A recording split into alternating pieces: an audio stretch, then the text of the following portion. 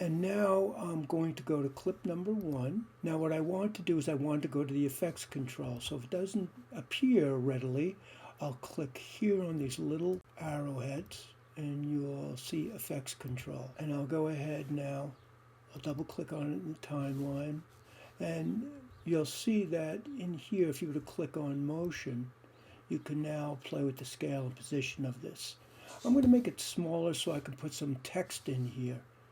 So I'll go ahead and I'll just drag the scale down to something smaller, and maybe I'll just tuck it over there. So we have some of the capabilities you might be familiar with After Effects. Playback head at the beginning of the timeline, I'll hit T on the keyboard and I'll click on my cap locks.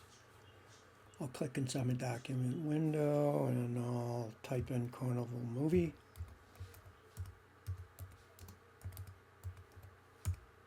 I'll click on the Move tool and I'll pull it into the window a little bit better. Now, if I go over to the effects window on the left-hand side, and I open the tab that has the text and a little eyeball here, I'll justify it in the center. And if you look a little bit closer there, you'll see that we have many of the same options we would have in Photoshop or Illustrator or in After Effects. I'll leave it Myriad Pro bold, and I'm going to scroll down. And it's a little too big, so I'll drop the scale a bit. I'll make it 80%.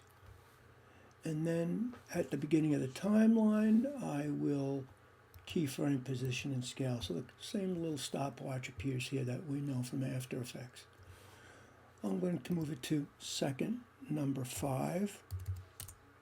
And I'm going to stretch the clip out to the end of video clip number 1. Text layers and images such as JPEGs or PNGs, they're static as far as time is concerned, but so we can stretch them out as far as we want. I'll leave that there for now. At second number 5, I'll go ahead and I'll reduce the scale to 0. And now if I was to play through my timeline, I have something like this. The opacity, rotation, all these things are available inside of Premiere, just as in After Effects. Now I'm going to import a PNG that I made in Photoshop. And I'll put my playback head over another video clip here. Tapping my down arrow, I'll go to the third clip and I'll drag the PNG in and snap it to the playback head. And we can see that, like a text layer, we can stretch that out as long as we need. I'm going to go to the effects channel. In the effects channel, I'll go ahead and I'll scale it down, and I'll tuck it in the corner. Clicking on motion, I'll put it down here. So essentially what's happening now is that we can add content from Illustrator and Photoshop and After Effects, which we'll cover later on.